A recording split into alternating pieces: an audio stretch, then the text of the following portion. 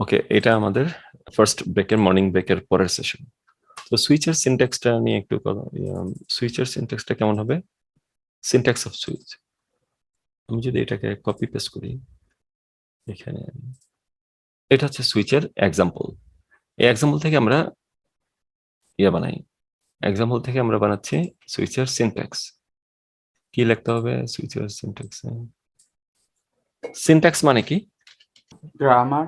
Grammar, right. Switch যেভাবে সেভাবে লিখতে হয় এবং একটা প্যারেনথেসিস দিতে হয়, এবং প্যারেনথেসিসের ভিতরে এখানে কি দিতে হয়? প্যারেনথেসিসের ভিতরে ভেরিয়েবল নেম। এটা কি variable? Switch variable. Switch variable. Variable name দিব, মানে সুইচ ভ্যারিয়েবল আর কি। এটা যেমন এখানে ডে, তারপরে সুইচের জন্য curly brace start end curly brace close, তার নিচে কেস। এখানে কি থাকে কেসের পরে? নাম্বার। মানে এটা হচ্ছে ভ্যালু, কেসের পরে থাকে ভ্যালু। কি ভ্যালু থাকবে? Value, only one value. তারপরে কোলন, কোলন হচ্ছে সিনট্যাক্সের অংশ। Then statements, printing statement. Not printing, any statements. Statements এর পরে থাকবে কি? ব্রেক।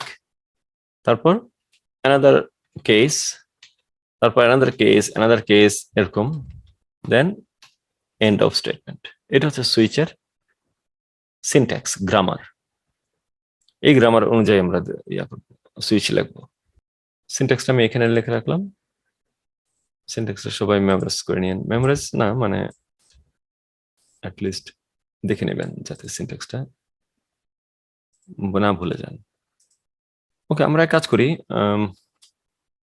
আমরা বলতে পারি এখানে রিকোয়ারমেন্টের মধ্যে একটু চেঞ্জ আনি, যে যদি 0 দেয় অথবা 8 দেয় তাহলে কি হবে?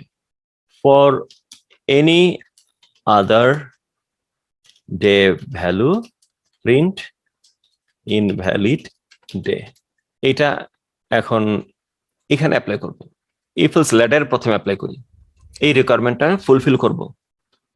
For any other day value, মানে ডে ভ্যালু যদি 0 হয়, ডে ভ্যালু যদি 8 হয়, তাহলে এখানে কি লিখবো? এলস ইফ লিখবো।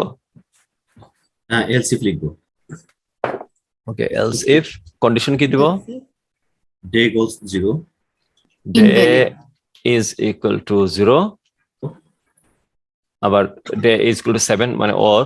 এটা ভার্টিক্যাল নাম্বার না, ভার্টিক্যাল মানে র্যান্ডম নাম্বার না, এখানে এন্ড হবে না, অর হবে।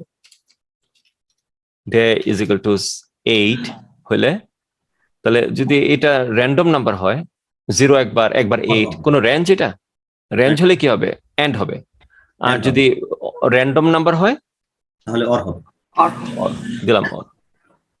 যদি ডে এর ভ্যালু 0 কিংবা 8 হয় তাহলে কি প্রিন্ট করবে? Invalid day. ইনভ্যালিড। এক্সেলেন্ট, ভাইয়া ডাবল কোটেশন হবে। রাইট, সিঙ্গেল ডাবল কোটের মধ্যে। Single. Okay, thank you. So invalid day. Okay, আমি এখন ডে এর ভ্যালু দিলাম 0, ইনভ্যালিড ডে, ফাইন। আর এই লাইনটা তো হচ্ছে এটা, এই লাইনটা হচ্ছে এটা, তাহলে এটার উপরে যেটা এটা আমরা কনসিডার করব। So line invalid day, day এর ভ্যালু দিলাম 8। ভাইয়া এলস ইফ না দিয়ে শুধু এলস লিখলেও হবে না? সেটাই, শুধু এলস হওয়ার কথা না। আচ্ছা, আমরা দেখি, আমরা আরো এটা নিয়ে একটু চিন্তা ভাবনা করি না, তারপর আমরা একটা ফাইনাল ডিসিশনে আসবো। এইখানের মধ্যে আমার ডে এর ভ্যালু হচ্ছে এই লাইনটা, এখন এইটা হচ্ছে 1, এটা হচ্ছে 7, মাঝখানে 2, 3, 4, 5, 6 আছে। এখন বাইরে আমি দিতেছি যেগুলো নাকি রেঞ্জের বাইরে, 0, 8। রেঞ্জের বাইরে কি শুধু 0 আর 8ই, আর কোনো নাম্বার নাই? হ্যাঁ, আরো আছে। মাইনাস ইনফিনিটি পাশে বাম দিকে, ডান দিকে প্লাস ইনফিনিটি। প্লাস ইনফিনিটি, এগুলি সব রেঞ্জের বাইরে, এগুলিও সব রেঞ্জের বাইরে, তাই না? তাহলে আমি এখানে কয়টা ভ্যালু লিখবো? এখানে যদি 9 দেই তাহলে এখানে 9 লিখতে হবে। আবার যদি মনে করেন কোনো ইউজার 10 দিল, তাহলে এখানে or day is equal two 10। এখানে এই তার মানে এখানে আমার লাইনটা কত বড় হবে? ইফ এলস এর লাইনটা বিশাল বড় হবে না? আনলিমিটেড। তাহলে এখানে কন্ডিশন দেওয়ার দরকার কি? কন্ডিশন আমি না দিয়া কিন্তু বলি শুধু এলস দেই। এলস মানে হচ্ছে এখান থেকে যা আছে সব, যত 7 এর উপরে যা আছে এবং 0 নিচে যা আছে, এলস মানে হচ্ছে রেস্ট অফ দ্য ওয়ার্ল্ড।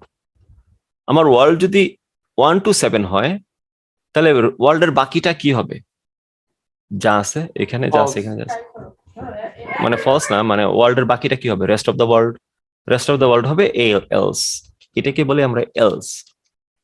তাহলে শুধু এলস দিলে আমার কোনো আর দিতে হয় না, ডে ভ্যালু দিতে হবে না, 0 কিংবা 8 দিতে হবে না।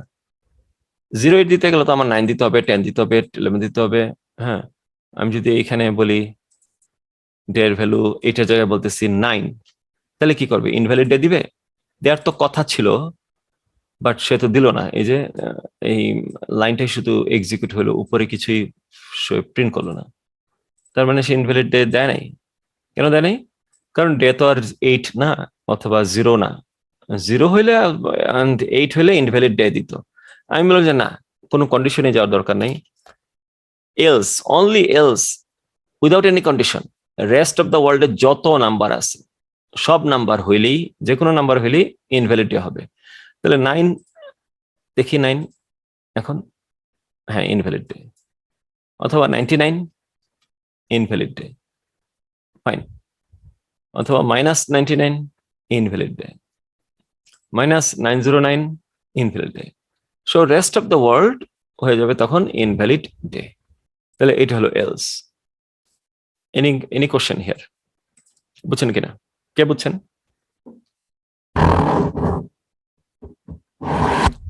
কেউ বলতে পারবেন এটা কিভাবে আমরা ইমপ্লিমেন্ট করলাম? একজন বলেন। তাহলে ভাইয়া এটা হচ্ছে ইফ এলস কন্ডিশন। হ্যাঁ, ইফ মানে এটা শুধু এলস, আর এটা হচ্ছে এলস ইফ।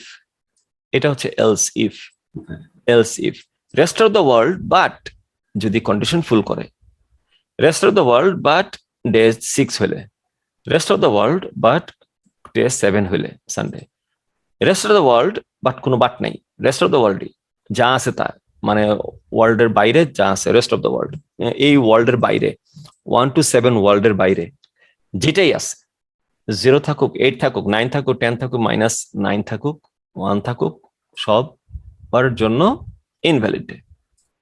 কেউ বুঝান এটা? কি বুঝছেন? এইটাকে বলেন। হ্যাঁ, শুরু করেন, আমি হেল্প করবো। কে বলবেন? Any other value print invalid day. এটাকে আমি ইমপ্লিমেন্ট করতে যে আমরা কি লিখলাম সবার শেষে? এলস। হ্যাঁ, যেহেতু এখানে আমাদের বাউন্ডারিজ দেয়া আছে যে 1 হলে নাম্বার 1 হলে মানডে প্রিন্ট হবে, 2 হলে টিউসডে প্রিন্ট হবে, 3 হলে ওয়েডনেসডে, ক্রমান্বয়ে 7 পর্যন্ত সানডে প্রিন্ট হবে।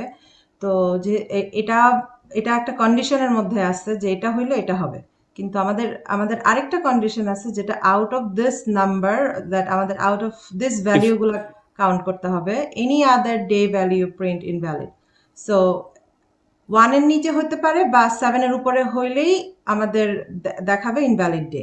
আমরা এই বাউন্ডারিজ গুলো ওপেন করার জন্য আমরা এলস কন্ডিশনটা ইউজ করতে পারি, যেটা কিনা এই যে নাম্বারগুলো কন্ডিশনের ভিতরে আছে এগুলোর বাইরে হলেই ইনভ্যালিড ডে প্রিন্ট হবে, আর সেটা আমাদের এলস কন্ডিশনেই ফেলতে হবে। It's like that, right? Excellent, very good. হ্যাঁ, এভাবেই ইউজ করে ফেলতে হবে।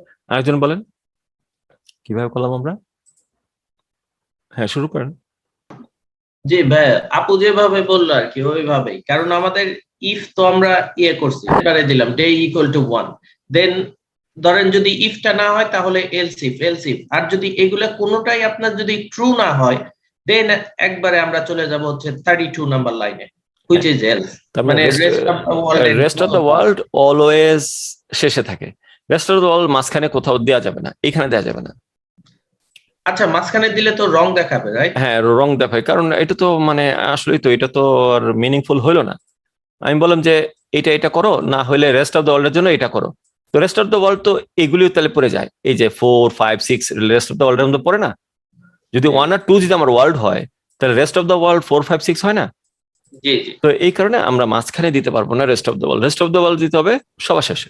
বেলাল ভাই, এলস কন্ডিশনে কি কখনো রেঞ্জ দেয়া যায়, মানে এটা কি হয় হ্যাঁ, কখনো এই এরকম? এলস যদি হয় তাহলে এলস এর মধ্যে যদি কন্ডিশন দিতে হয় তাহলে ইফ দিয়ে তারপরে কন্ডিশন দিব। কন্ডিশন দেওয়ার সময় ইফে আমরা যা করি এখানেও তাই দিতে পারবো।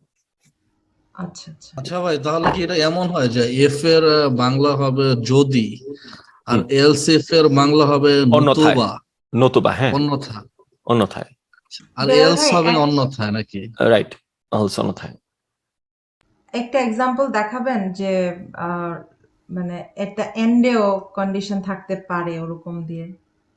হ্যাঁ, যদি if if day is greater than equal two 1 and if day is less than or equal to 5 or 7, then print valid weekday. তো আমি দিলাম 7, তাহলে প্রিন্ট করতেছে ভ্যালিড উইকডে। ও মানে এলসিফে, জি জি। আচ্ছা। এখানে দিলে তো আরো একটা কন্ডিশন অ্যাড হইলো 7টার সাথে।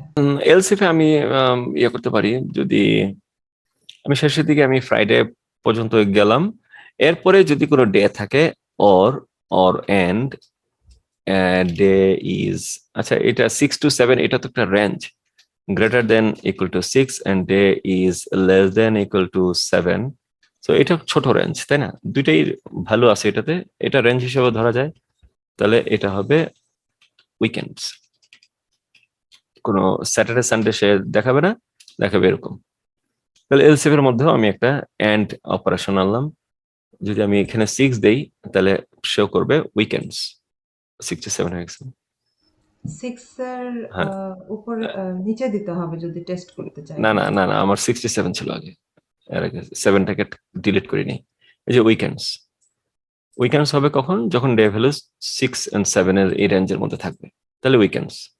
আমরা যদি ইকুয়াল টুটা উঠাই দিতাম, গ্রেটার দ্যান ইকুয়ালটা উঠাই দিতাম, তাহলে হয়তো আর উইকেন্ড প্রিন্টটা হইতো না। কোন ইকুয়ালটা? এই যে 28 নাম্বার লাইনে যেটা আছে। হ্যাঁ, যদি 6 কিংবা 6 এর উপরে, 7 কিংবা 7 এর উপরে, তাহলে তো দুইটাই হবে 6 হইলে এটা ট্রু হবে, 7 হইলেও এটা ট্রু হবে, তাই না? জি, জি। ভাইয়া এখানে অর দিয়েও করা যায় না, six equals to day equal to 7 or day equal to 6, এটা দিয়ে অর দিয়েও তো করা যায়, হ্যাঁ, রাইট, যদি অর দেই তাহলে জাস্ট দুটো ভ্যালুর জন্য। হ্যাঁ, দুইটা ভ্যালুর জন্য, কারেক্ট। এখন যদি 6 এর জন্য কি হবে? মানে কি ভাইয়া ইলসেফ কন্ডিশনে আমরা যে কোনো পার্ট ইউজ করতে পারতেছি? হ্যাঁ, এলসিএফ এর কন্ডিশনের মধ্যে যে ইফ এর পরে যা আছে এটা রেগুলার ইফ এর মতো চিন্তা করতে হবে। আচ্ছা, রেগুলার ইফে যা করি এলসিএফেও আমরা তাই করতে পারবো। ভাইয়া একটা কোয়েশ্চেন। বলেন। সো আমি যদি এই যে if else if and then else, এখানে যদি একটা স্টেটমেন্ট দিলাম if one is bigger than 2, right? For example, that one is false. But then else if এ দুইটা স্টেটমেন্ট দিলাম and both of them are true. And then আরেকটা দিলাম else দিয়ে which is false. So if else if এ যদি দুইটা স্টেটমেন্টই true হয়, statement মানে condition. হ্যাঁ, দুইটা কন্ডিশনই যদি ট্রু হয়, both of them are gonna print or just the first one's gonna print? এরকম এরকম একটা কোয়েশ্চেন ছিল কুইজের মধ্যে, লাইক ইন্টিজার নাম্বার। কোশ্চেনটা আপনি দেখাতে পারবেন? Give me one second. ভাইয়া উনি বলতে চাচ্ছে যে হচ্ছে আপনার যেরকম এই যে উপরে যেমন ডে ভ্যালু 4 দিছেন, যেমন এখানে ডে ভ্যালু ডে ইকুয়াল 5, এই দুইটা কন্ডিশনে যদি ইফ কন্ডিশনের মধ্যে 2 হয় তাহলে দেন কি প্রিন্ট করবে আর কি, মানে উনি বুঝতে চাচ্ছে না, এটাই বুঝতে, মানে দুইটা কন্ডিশন যদি একসাথে 2 হয়, যেমন প্রথম এলস কন্ডিশনটা 2 হলে সে তো এখান থেকে বের হয়ে যাবে, দেন পরেরটাও যদি 2 থাকে তাহলে প্রিন্ট করবে কিনা, এরকম কিছু জানতে চাচ্ছে মনে মানে হয়। যদি এরকম করি আমরা ডে ভ্যালু 2, হ্যাঁ, আমি দিলাম এখানে 2, সো এটার জন্য এটা ট্রু হবে, বাট এটা ফলস হবে, কিন্তু এটাকে ট্রু বানাই, এটা হবে ট্রু, তখন কি করবে? তখন প্রথমটা নিবে। ওকে, আপনার কোশ্চেনটা মনে হয় এরকম আর কি, এরকম না? হ্যাঁ হ্যাঁ, তাহলে এখন কি করবে? নিয়ম অনুযায়ী সে প্রথমে এটার জন্য ট্রু পাবে, তখন এটা রান করবে, রান করলে আর এলস কাজ করবে? এলস কাজ করবে না, সে পুরোটাই বের হয়ে যাবে, পুরো থেকে এটা থেকে বের হয়ে যাবে। তো এখানে টু দিলে ওয়েডনেসডে প্রিন্ট হবে না, হবে টিউসডে প্রিন্ট হয়ে তো এলস আর কাজ করবে না, এখান থেকে বের হয়ে যাবে। এই যে রান করি, টিউসডে প্রিন্ট করলো, ওয়েডনেসডে প্রিন্ট করবে না, যদিও এটা ট্রু, এখানে তো যাবেই না সে, কারণ এলস না এটা। যদি এটা ট্রু হয়, ট্রু হলে ইফ এর স্টেটমেন্ট রান করে এলস এ চলে যাবে। Okay, thank you. তাহলে আমাদের যখন মাল্টিপল রিকোয়ারমেন্টস থাকবে তখন আমরা এলস ইফ ইউজ করব আর এলস এ যা ফাইনাল স্টেটমেন্ট প্রিন্ট করব। আর এলস এর যদি জায়গায় আমাদের- হ্যাঁ মানে রেস্ট অফ দ্য ওয়ার্ল্ড এর স্টেটমেন্ট প্রিন্ট করব। আর যদি তাহলে আমাদের এই ক্ষেত্রে আমাদের দুটো ভুল হলো, আমি সেটা কিভাবে বের করবো? আমাদের ভুল হলে হ্যাঁ, সাপোজ যে ইকুয়ালস টু 2 দিলে লিখছেন, আগে যেটা বলছিলেন, এখন এখান থেকে একটা প্রিন্ট হচ্ছে। হ্যাঁ এখান থেকে টিউসডে প্রিন্ট হতেছে। এখন আমার এক্সপেক্টেড ভ্যালু কি, টিউসডে না ওয়েডনেসডে? টিউসডে, তাহলে টিউসডে প্রিন্ট হতেছে, তাহলে তোর ভুল হয় নাই, এটা ঠিক আছে। হ্যাঁ, কিন্তু আমি এখন আমার যেখানে ভুল হয়েছে, এই ভুলটা কোথায় যায় ধরা পড়বে? আমি যখন ডে ভ্যালু 3 দিব, হ্যাঁ। তখন আমি এক্সপেক্ট করতেছি ওয়েডনেসডে, আর সে আসতেছে কি, সে কি প্রিন্ট করে? যখন এটা ডে ভ্যালু 3 দিব, 3 দিলে এখানে কোনো 3 পাবে না, পাবে না তো কোনো 3 পাবে না, তখন দিবে ইনভ্যালিড ডে। কেন ইনভ্যালিড ডে? কেন আমি চাই ওয়েডনেসডে প্রিন্ট করতে। ওকে, ওয়েডনেসডে প্রিন্ট করার জন্য এটা ওয়েডনেসডে আমার প্রিন্টের স্টেটমেন্ট, ফাইন। তাহলে এটা কোন স্টেটমেন্টটাকে, কোন কন্ডিশনটাকে ট্রু বানাতে হবে? এটাকে ট্রু বানাতে হবে। সো ডে এর ভ্যালু যদি এখানে 3 হয়, তো 3 is equal to 2। Oh no, এখানে তো আমি 2 বসায় রাখছি, এটা এখানে তো হবে 3। সেক্ষেত্রেই তো আমরা ডিবাগটা ইউজ করব, তাই না? হ্যাঁ, ডিবাগটা আমরা ইউজ করি। সেক্ষেত্রে তো ডিবাগে তো একই ভাবে আসে। হ্যাঁ, ডিবাগ একইভাবে আসে।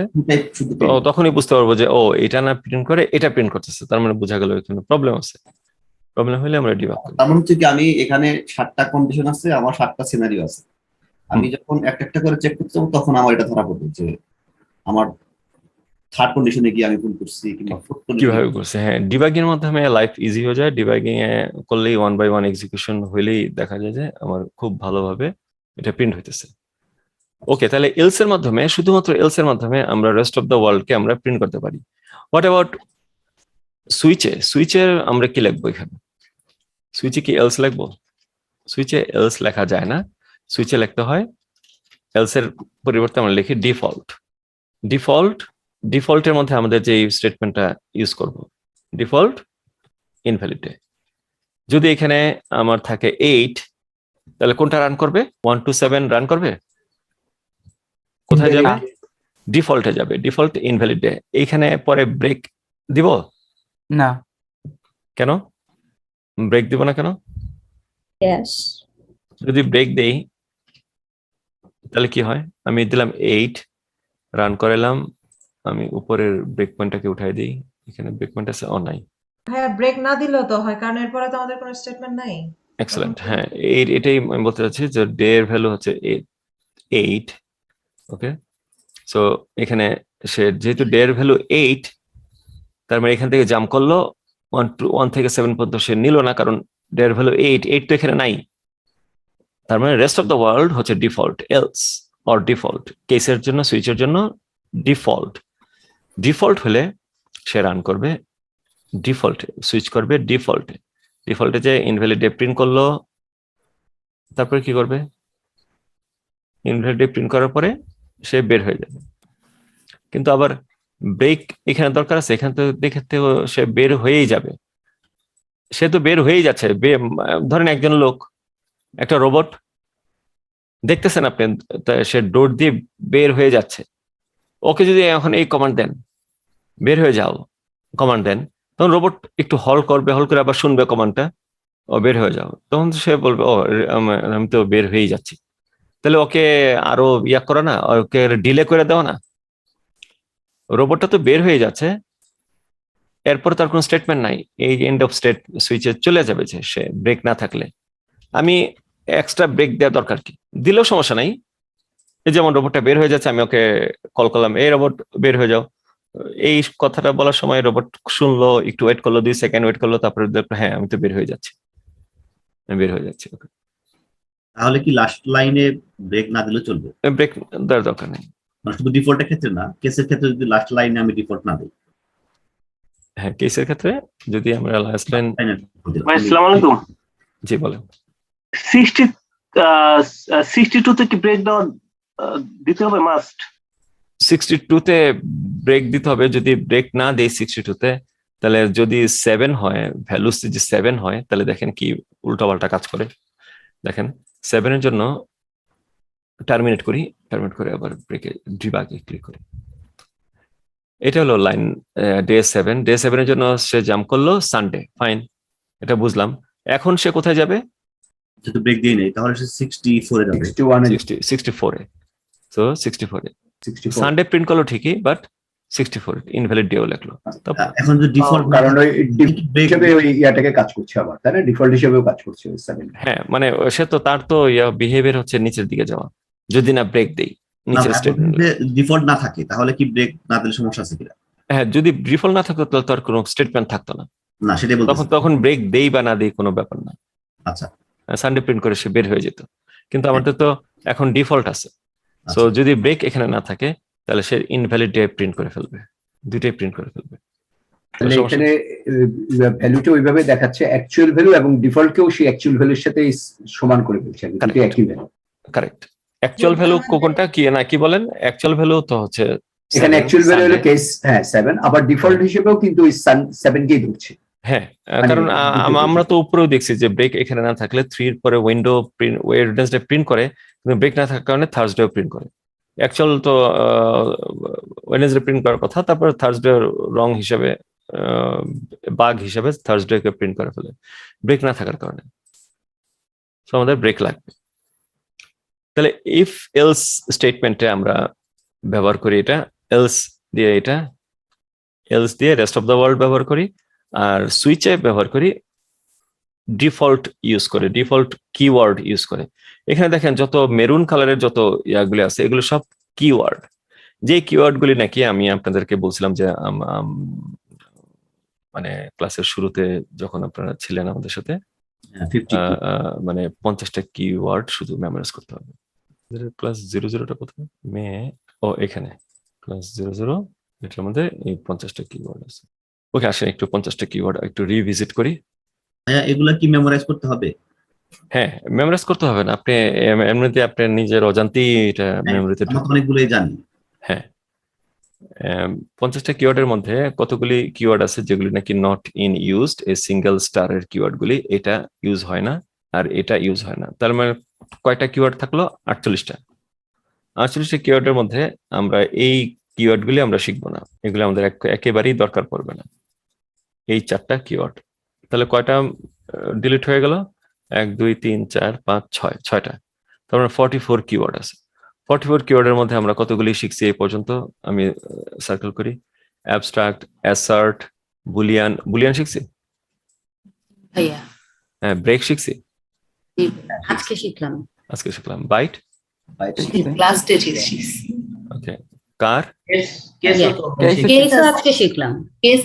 কেস, ওকে, কেস, ওকে, ফাইন। ক্লাস শিখলাম না ক্লাস শিখি না আমরা, ক্লাস লিখতেছি আমরা, মানে মেমোরি থেকে লিখতেছি, বুঝে তো লিখতেছি না। হ্যাঁ, ডিফল্ট শিখছি, ডাবল, এলস, ফ্লোট শিখছি, for, if, for, int, long শিখছি, শর্ট, এটাও লাগবে না, এটা স্ট্যাটিক তো শিখছি। শর্ট, নিউ, শর্ট, হ্যাঁ শর্ট শিখছি, দেন সুইচ আজকে শিখলাম। সুইচ, হ্যাঁ সুইচ, আর কিছু না। ভয়েড মানে তো যেটা আমরা না এটা আমরা লিখি, কিন্তু আমরা তো এখনো শিখি না এটা কি। আমি বলছি এটা জাস্ট মেমোরাইজ করে যান। এন্ড দিয়ে যে আমরা নিউটা করেছিলাম কি এইটা এই নিউটার আন্ডারে পড়বে না? নিউ কখন করছিলাম আমরা? যে স্ল্যাশ এন দিয়ে না, নিউ লাইন এটা না। 14টা নাকি 14টা শিখছি, 1 2 3 4, হ্যাঁ 14, ওকে, ফাইন। তো আর প্রতি ক্লাসে আমরা 2টা 3টা করে শিখবো, 3টা 4টা করে শিখবো নেক্সট ক্লাসগুলোতে। আর দেন 2 মাসের মধ্যে আমরা সবকিছু শিখে যাব। জাভার টোটাল 14টা ক্লাস। আমরা আছি কত নাম্বার ক্লাসে? 5th ক্লাসে না? 6th class. অর্ধেক জাভা আমাদের শেষ। হ্যাঁ, অর্ধেক মানে এইটা হচ্ছে জাভার কঠিনতম পার্টটা আর কি। এটাই শেষ। কন্ডিশন হচ্ছে কঠিনতম পার্ট। কন্ডিশনে যে ভালো, পুরা প্রোগ্রামিং এ সে ভালো। কন্ডিশনে যে ভালো সে ড্রাইভিং এ ভালো, কন্ডিশনে যে ভালো সে যে কোনো কাজেই ভালো। কন্ডিশন যদি এটা হয় তাহলে এটা করে, এটা না করলে এটা করে। Decision making system, decision making. হ্যাঁ, আপনি একটা যে কোনো একটা ইয়া কিনতে গেছেন মার্কেটে, এখন অনেকগুলি ইয়ে আছে যে এটা নাকি এটা নাকি এটা নাকি এটা, তখন এরকম এফএলস এর কাজ করতে হয়, ব্রেনের মধ্যে নিজের অজান্তেই এফএলস এর কাজগুলি থাকে।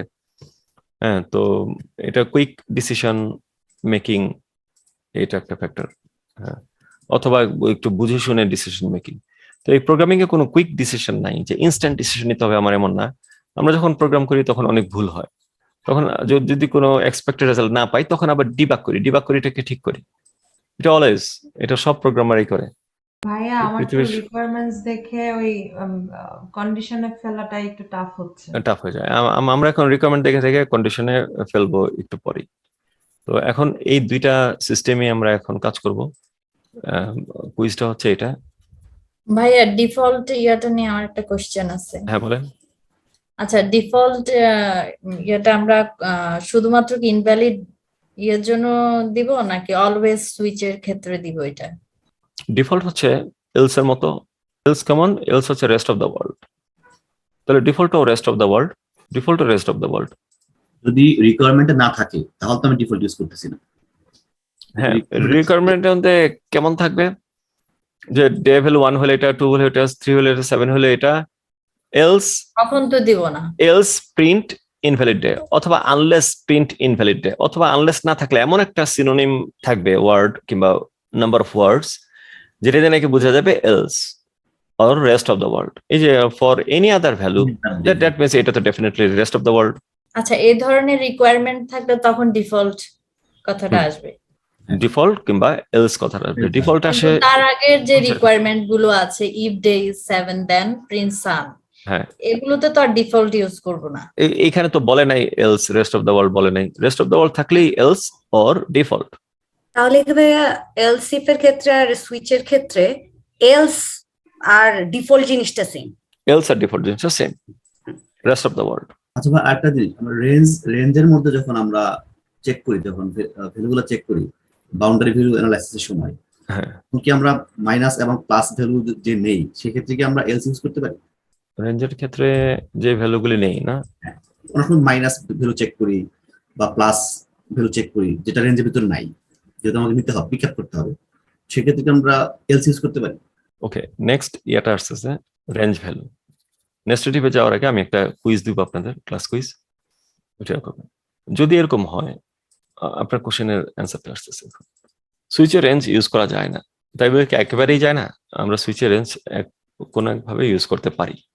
যেমন যদি রিকোয়ারমেন্ট থাকে এরকম, if day is 1 to 5 then print weekdays, unless if day is 6 or 7 then print weekends, unless print in। এটার জন্য কি করব? Use switch, use if else. এটা কুইজ কোশ্চেন থাকবে, এখন করেন আপনারা। তাহলে প্রথমে কি লিখবো? ইফ ডে ইজ 1 to 5, তাহলে কিভাবে লিখবো কন্ডিশনটা? যারা একদম 100% শিওর আছেন ওরা বলেন না, যারা একটু 90% কিংবা তার নিচে 100 এর নিচে আছেন তারা বলেন কথা। If day is greater than equal 1, just minute. If day is greater than 1 or equal 1, তারপর or এন্ড হবে। কেন এন্ড হবে? Range 1 to 5। ও সরি, ঠিক আছে, ঠিক আছে। উনি কি ঠিক বলতেছে? উনি কি ঠিক বলতেছে 1 to 5? জি ভাই। কার কোনো আপত্তি আছে? কি অবজেকশন? সিন্স ইটস রেঞ্জ, তাহলে তো আপনার ইয়াই হবে, এন্ড হবে। এন্ড হবে, ওকে, ঠিক আছে, very good. Then and day is less than equal 5, less than equal 5। তার আগে আমি ভেরিয়েবল ডিক্লারেশনটা করে নিই। আচ্ছা, হ্যাঁ, ওকে, আচ্ছা, ঠিক আছে, ভেরিয়েবল ডিক্লারেশন করে দেন। Int day then then assign day, assign any value, মানে অ্যাসাইনের মধ্যে আমি কিন্তু কোন ভ্যালু জানি না কত আসবে, কত দিব, এখানে কি হবে উইকডেজ, তারপর again ইফ, হ্যাঁ, তারপর if day is greater than equal 6 or or, day is less than equal 7. এটা কি রেঞ্জ? এটা রেঞ্জ ধরা যায়, আবার আচ্ছা ভাই, এটা কি ডে ইজ জাস্ট ইকুয়াল হবে না? এখানে তো গ্রেটার দেন বলে নাই। হ্যাঁ, যদি রেঞ্জ, এটা তো দিলেন রেঞ্জের হিসাবে, যদি রেঞ্জের হিসাবে দেন তাহলে তো এখানে দিতে হবে এন্ড। তো র্যান্ডম ভ্যালু হবে। আর যদি র্যান্ডম ভ্যালু দেন তাহলে তো র্যান্ডম ভ্যালু তো এইভাবে না, এই গ্রেটার দেন ইকুয়াল টু কি একটা ভ্যালু নাকি র্যান্ডম ভ্যালু অনেকগুলি ভ্যালু? রেঞ্জ, এই একটা রেঞ্জ না, 6 কিংবা 6 এর উপরে, তার মানে এইগুলি ভ্যালুগুলি সব রেঞ্জ। আর যদি বলি 6 তাহলে এটা কি রেঞ্জ নাকি random value? Random. Random value, তাহলে এটাও ঠিক একই, ডে 7, তাহলে এক্সাক্ট ভ্যালু। এক্সাক্ট ভ্যালু হলে অর হবে, then system out dot print dot wickets, weekend. তারপর 8 number line else, else, else আপনার ওই যে ইনভ্যালিড ডে। হ্যাঁ, এবার 13 নাম্বার লাইনে একটা ভ্যালু দিয়ে দেন ডের। 13 ভ্যালু দিই, কি ভ্যালু দিব?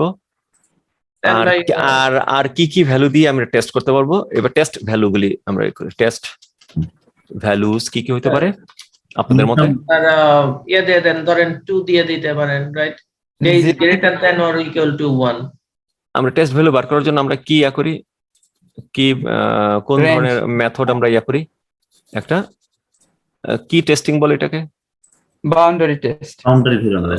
বাউন্ডারি ভ্যালু করি। আচ্ছা, এটা ছোট হয়ে গেল, করুন বাউন্ডারি টেস্ট করি, রাইট? বাউন্ডারি টেস্ট করি, দেখি এটা হলো আমার যত ডে ভ্যালু আছে ওয়ার্ল্ডের মধ্যে, সব ডে ভ্যালু আসলো। তাহলে এবার বাউন্ডারি কি কি আছে? 1 আছে, 1, আর কি? আর 5 আছে, 5 আছে, আর 6 7 6 7 আছে। এই হলো বাউন্ডারি। আর মানে ভেরিয়েবলে ইউজ যেগুলি, যে নাম্বারগুলো হয় ওগুলি বাউন্ডারি ভ্যালু, সরি কন্ডিশনে যে নাম্বারগুলি ইউজ হয়। কন্ডিশন হলো এটা এটা এটা এটা, এই 4টা কন্ডিশনে কি কি ভ্যালু ইউজ হচ্ছে? 1 5 1 5 6 6 7 7, এগুলো হচ্ছে বাউন্ডারি ভ্যালু। তো আমরা যদি ভ্যালু এবার আমরা করব, পিক করব, কোন কোন ভ্যালুগুলিকে আমরা নিব, তার মানে 0 আমরা একটা মানে 1 এর নিচে, মানে এই লাইনের উপর একটা ভ্যালু নিব, এই লাইনের উপর, 0 তারপরে এইটার উপর বাউন্ডারির উপর একটা ভ্যালু নিব, তারপরে এখানে একটা ভ্যালু, এখান থেকে একটা ভ্যালু নিব, এখানে একটা ভ্যালু নেব, আর এখান থেকে এখানে যদি কিছু থাকে, নাই তো নিতাম, তাহলে এটা নিব, আর এখান থেকে এখানে যদি কিছু থাকে, নাই তো এটা নিতাম, আর এখান থেকে একটা ভ্যালু নেব। তার মানে 1টা 2টা 3টা 4টা 5টা 6টা 7টা ভ্যালু নেব। তাহলে আমার ওয়ার্ল্ডের যত ভ্যালু আছে সব ওয়ার্ল্ডের ভ্যালুগুলো আমি টেস্ট করতে পারবো, নেওয়া হয়ে গেল। এবং এই ভ্যালুগুলি নিলে আমি বুঝতে পারবো যে আমার এই প্রোগ্রাম 100% রোবাস্ট এতে কাজ করবে। হ্যাঁ, তাহলে আমি এবার ভ্যালু নেই, 1 এর নিচে একটা ভ্যালু নেব, কি ভ্যালু নেব? -1 -1 আর -2, ওকে। তারপরে 1 এর উপর একটা ভ্যালু, 1 and 2 3 3, ওকে, 5 দেন আর বাউন্ডারির উপর ভ্যালু 5 6 6 7 মাঝখানে তো আর নাই কিছু। হ্যাঁ, 6 7 7 দেন 9 আর 12। হ্যাঁ, 8 9 10 11 12 এগুলো সবই নেওয়া যাবে, কিন্তু আমরা তো একটা রেঞ্জ থেকে, এটা রেঞ্জ না, রেঞ্জের মধ্যে থেকে একটা ভ্যালু নেব, 12 এনি ভ্যালু। তাহলে কয়টা হলো টোটাল নাম্বার? 1 2 3 4 5 6 7। এই ভ্যালুগুলো হচ্ছে, এই ভ্যালুগুলো দিয়ে আমি এখন টেস্ট করব আমার নাম্বারগুলো। এই হচ্ছে আমার টেস্ট ভ্যালু, তাই না? তাহলে আমি একটা একটা করে ভ্যালু করি। যদি -2 হয় তাহলে কি এক্সপেক্ট করতেছি? আমি এক্সপেক্ট করি কি, -2 হলে রিকোয়ারমেন্ট অনুযায়ী ইনভ্যালিড ডে। ওকে, -2 দিলাম, এক্সপেক্ট করতেছি invalid day, actually I am getting invalid day. So আমার expected value R actual value same. So expected value or result is equal to actual value. Value or result একটা বললে হবে। Value হচ্ছে same. If expected value actual value যদি same হয় তাহলে আমার programme pass, আর না হলে ফেল, আমার প্রোগ্রাম ফেল করছে। ওর ভাই আমরা কি এইভাবে লিখতে পারি যে আপনার যে রান টেস্ট ভ্যালু বা এরকম কিছুটা, expected value equal run test value? হ্যাঁ, রান টেস্ট ভ্যালু দেয়া বলা যায়, তারপর আরো অনেক নাম দেওয়া যায়, কিন্তু এটা ইন্ডাস্ট্রি সবাই বলে এইভাবে। হ্যাঁ, আমাদের নিজেদের বোঝার জন্য বলতে পারি, কিন্তু আমরা কোনো টার্ম ইউজ করলে আমি দেখবো যে অন্যরা এটা কি নামে চিনি। ধরেন কোন একটা ইয়াকে, প্রোডাক্টকে চিনে মানুষ এ নামে, হ্যাঁ সবাই চিনে এ নামে, আমি এটা বোঝার জন্য আমি বললাম যে না, এটা আমি এইভাবে চিনি, আলফা নামে আমি এটা চিনি, আলফা নামে, আলফা অন্য একটা নাম দিলাম, এটা আমার বোঝার জন্য। কিন্তু আমি যদি এটাকে অন্যদের কাছে বলি আলফা আলফা ইয়ে করছি, আলফা আলফা নামটা উচ্চারণ করলে ওরা তো বুঝবে না, ওরা এ নামে চিনে। তাহলে ইন্ডাস্ট্রি ট্রেন্ড যেভাবে চলে, মানে এই কনভেনশন যা, ওই কনভেনশন অনুযায়ী আমাদের শিখতে হবে, তাই না? কনভেনশন অনুযায়ী আমরা শিখতেছি, নেমিং কনভেনশন যেটা, টার্মস কনভেনশন ইন্ডাস্ট্রিতে যেভাবে বলে এভাবে আমরা শিখবো। এমনি আমরা বোঝার জন্য বলতে পারি যে এটা এইভাবে, কোনো সমস্যা নেই, আমরা করতেই পারি। এবং এটা আরো ভালো, এটা আরো আমার নিজের ভাবে আন্ডারস্ট্যান্ডিং করলাম জিনিসটাকে, আরো সুন্দরভাবে হলো। সো তাহলে আমরা একটা একটা করে সবই আমরা ইয়া করতে পারি। 1 দিয়ে আমার এক্সপেক্টেড ভ্যালু কি? উইকডেজ, এবং এটা উইকডেজই হচ্ছে। তারপরে 3 দিলাম, এক্সপেক্টেড ভ্যালু উইকডেজ, অ্যাকচুয়ালি আমি পাচ্ছি উইকডেজ। হ্যাঁ, উইকডেজ এর সাথে তো ইনভ্যালিডও প্রিন্ট হচ্ছে। ও রাইট, প্রথমে দেখেন এক্সপেক্টেড ভ্যালু উইকডেজ, আমি উইকডেজ পাচ্ছি, বাট ইনভ্যালিড ডে কেন প্রিন্ট করে? ওকে, আমাদের টুল আছে, এই টুল ইউজ করি। কি টুল? বাগ ধরা পড়লো, তাহলে কি টুল? ডিবাগ টুল। ওকে, হাই টগল সেট করলাম, সরি ব্রেক পয়েন্ট সেট করলাম লাইন নাম্বার 13-এ, কিন্তু লাইন নাম্বার 12-এ সেট করা যাচ্ছে না কেন? ডিক্লারেশনে এটা সেট করা যায়, ভ্যারিয়েবল ডিক্লারেশনে টগল ব্রেক পয়েন্ট সেট করা যায় না। ওকে, তাহলে আমি 12-এ না, আমি 13-এ সেট করলাম ব্রেক পয়েন্ট, দেন ডিবাগ বাটনে প্রেস করলাম। ডিবাগ বাটনে প্রেস করার পরে F6 ডে ভ্যালু 1, যদি ডে ভ্যালু 1 হয় তাহলে এটা তো ট্রু হবে, ট্রু হলে সে উইকডে প্রিন্ট করবে, ফাইন, এটা তো বুঝলাম, করলো, এক্সপেক্টেড ওয়েতে গেল। কিন্তু এটা করার পরে আবার এখানে কেন আসে সে? মানে এই ইফ আর এই ইফ কি ইন্ডিভিজুয়াল হিসেবে আলাদা আলাদা হচ্ছে? আমি তো আলাদা আলাদা চাই না। যদি এটা হয় তাহলে এটা হবে না, এটা এক্সিকিউট হবে না। এটা এক্সিকিউট হলে এই লাইনটা, তাহলে এইটা এক্সিকিউট হবে না। তাহলে এখানে আমার কি চেঞ্জ করতে হবে? এলস কোথায় দিতে হবে? 16 হ্যাঁ এলস দিতে হবে। ওকে, এখন ডিবাগিং সময় যে চেঞ্জটা হয়, এই চেঞ্জ সে দেখে না, তখন কি করতে হয়? আমার টার্মিনেট করতে হয়। টার্মিনেট করলাম, রেড বাটনে প্রেস করলাম, আবার ডিবাগ করি।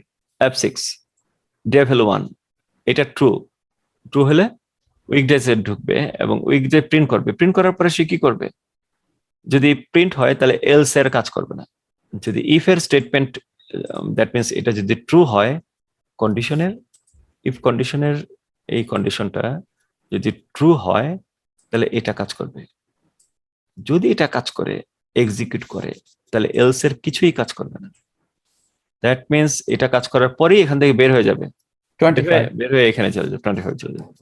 ফাইন, তাহলে 1 এর জন্য উইকডে হলো, 3 এর জন্য উইকডে, 3 এর জন্য উইকডেজ, 5 এর জন্য উইকডেজ, 6 এর জন্য উইকেন্ডস, 7 এর জন্য উইকেন্ডস, 11 এর জন্য ইনভ্যালিড ডে।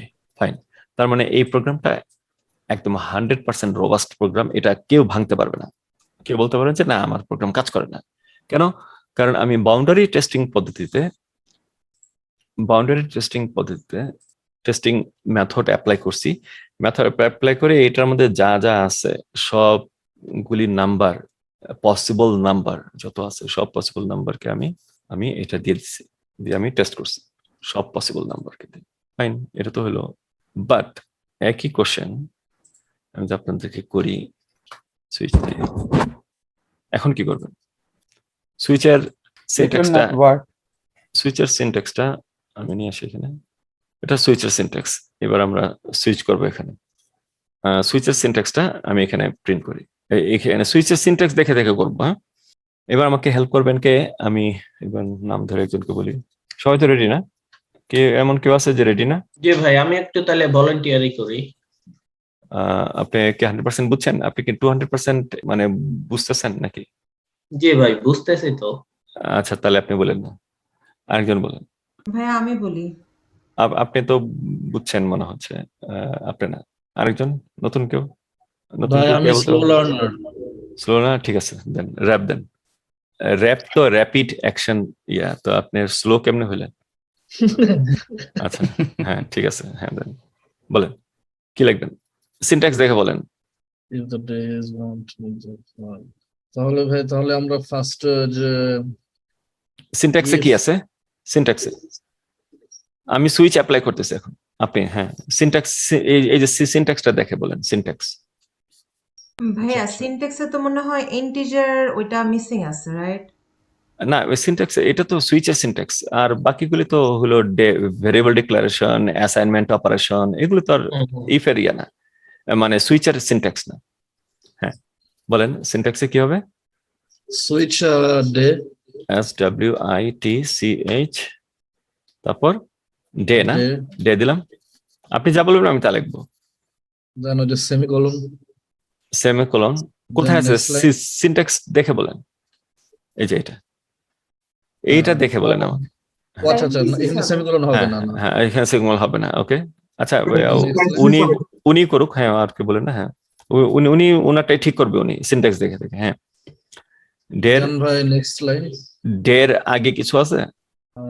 ডের আগে ইকুয়াল টু, আপনি এই সিনট্যাক্সটা দেখে বলেন, এই সুইচের পরে কি আছে? ও ব্র্যাকেট ব্র্যাকেট, হ্যাঁ হ্যাঁ, ব্র্যাকেটটার নাম কি? First bracket, no, parenthesis. Oh sorry parenthesis. Okay, parenthesis. তারপরে সুইচ ভ্যারিয়েবল, এই গ্রিন যেটা আছে, গ্রিনটা হচ্ছে সুইচ ভ্যারিয়েবল।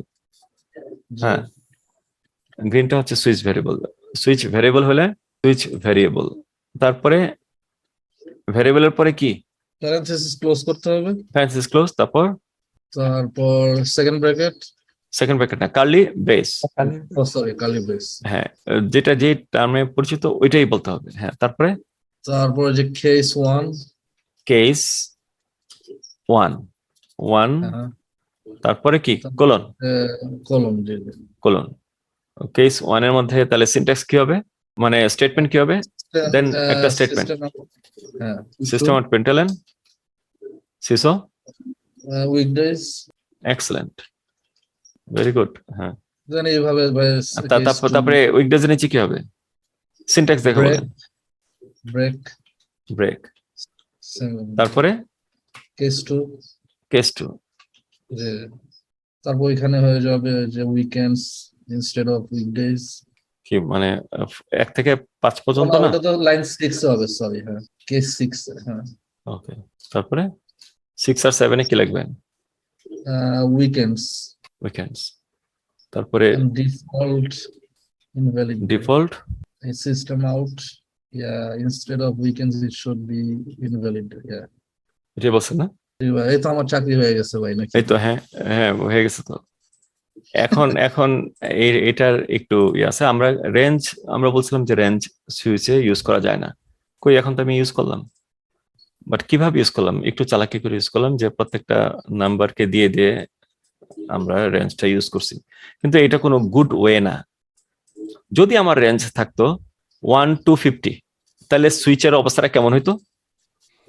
1 2 3 4 5 6 7 8 9 10 48 49 50, হ্যাঁ এতগুলি লাইন। তাহলে এটা কি সুইচে রেঞ্জ ইউজ করাটা কি বোকামি নাকি মানে বুদ্ধিমানের কাছে? বোকামি না সুইচে, এইভাবে আমরা রেঞ্জ ইউজ করতে পারি। তাহলে এটা কি রেঞ্জ ইউজ করার মতো করে হলো না তো? তাহলে সেই ক্ষেত্রে কি ভাই কন্ডিশন ব্যবহার করা ভালো? হ্যাঁ, সেই ক্ষেত্রে আমরা ইউজ করব এটা তো এই যে এইখানে 1 to 1 মিলিয়ন, এইটা লিখতেও এইটুকু সময় জায়গা লাগবে, 1 লাইন লাগবে। 1 থেকে 1 to 5 এটাও লিখতে একই জায়গা লাগবে। 1 থেকে 1 মিলিয়ন এটাও জায়গা লাগবে, কিন্তু 1 to 1 মিলিয়ন এটা যদি লিখতে চাই তাহলে তো সুইচে আলাদা আলাদা দেখতে হবে না? আচ্ছা, তো এইখানে এই ব্রেকের মধ্যে উইকডেজ আছে। হ্যাঁ, আমি যদি বলি 1 থেকে 5 পর্যন্ত উইকডেজ প্রিন্ট করবে, তাহলে আমি যদি এখান থেকে এটাকে উঠাই দিই, মানে যেটাই আছে থেকে 5 পর্যন্ত, এটা 1 to 5, case 1 to 5 say print করবে উইকডেজ। এইভাবে লেখলে কি হবে? ডের ভ্যালু যখন 1, তখন ধরুন আমি এটাকে আপাতত ইনঅ্যাক্টিভ করে রাখি। হ্যাঁ, ডের ভ্যালু 1, তাহলে সে কি প্রিন্ট করবে? উইকডেজ। এই যে উইকডেজ। ডের ভ্যালু 2, উইকডেজ। ডের ভ্যালু 3, উইকডেজ। ডের ভ্যালু 4, উইকডেজ। ডের ভ্যালু 5 কি? উইকডেজ। তার মানে ডের ভ্যালু প্রতিটার জন্য, আচ্ছা আমি করি, এটা তো স্লোলি রান করি। সো ডের ভ্যালু যখন 5, তখন সে আসলো ডের কত? 5। তাহলে কোথায় জাম্প করবে? এখানে। ফাইন, এটা তো বুঝলাম। বাট ডের ভ্যালু যখন 1, তখন সে কি করবে? ডের ভ্যালু যখন 1, তখন সে গেল এখানে, যাওয়ার পরে গেল সুইচে। এবারে যে ক্লিক করি, সে এখানে যায়, মানে 1-1-এই যায় আসলে, কিন্তু তারপর 2-তে যায় অটোমেটিক্যালি, 3-তে যায়, এতে যায়, কারণ এখানে থামে না, কেসে থামে না। আগেও দেখছি কেসে থামে না, থেমে পরের লাইন। হ্যাঁ, আর যেহেতু এখানে ব্রেক নাই, এই কারণে সে এখানে 1 থেকে 5 যে কোনো জায়গাতে শুধু জাম্প করে, উইকডেজে এসে থামবে, তারপর তো ব্রেক হয়ে, তো এখান থেকে ব্রেক হয়ে যাবে। তো এইভাবে আমরা রেঞ্জ লিখতে পারি, বাট এটা ভালো ওয়ে না। আর বাকিটা তো এটা উইকডেজ। আমি কি এখানেও একটু এরকম করতে পারি? হ্যাঁ ভাইয়া, করা যায় তো। কেস 6 আর 7 কে একসাথে করে, কেস 6 আর 7 কে মাঝখানটা ডিলিট করে দিব। হ্যাঁ। ওকে, ফাইন, এইভাবে করা যায়। এখন আপনি যে বললেন 1 to 50 থাকলে, তাহলে 1 to 50 কেস লিখতাম। হ্যাঁ, তাহলে এখানে লিখতে একদম 50 পর্যন্ত লিখে দিতাম। Case 1 to 50। কিন্তু এটা তো ফিজিবল না, এটা দেখতেও ভালো লাগে না। তাহলে আর কি কোনো ওয়ে নাই? না, সুইচে আমরা রেঞ্জ ইউজ করি না। সেই ক্ষেত্রে রেঞ্জের ক্ষেত্রে ইফ এলসটাই ইউজ করা বেটার, তাহলে এক লাইনে শেষ করা যাবে। কারেক্ট। সুইচের ক্ষেত্রে আমরা ওই কন্ডিশন ইউজ করতে পারি না, রেঞ্জ ইউজ করতে পারি না ভাইয়া। সুইচের ক্ষেত্রে রেঞ্জ ইউজ করি না। আচ্ছা আচ্ছা। কিন্তু এফ এলস এর ক্ষেত্রে রেঞ্জ ইউজ করি। আমি আবার জাভা পার্সপেক্টিভে ব্যাক করি, আমি এখানে ক্লিক করলাম, জাভাতে চলে গেলাম। আমার জায়গা বেশি করার জন্য আমি কনসোলটাকে নিয়ে আসছি এখানে। আমি আবার ওই পাশে নিয়ে আসতে চাই কনসোলকে, আবার কিভাবে এভাবে ড্র্যাগ করে আবার নিয়ে আসি না।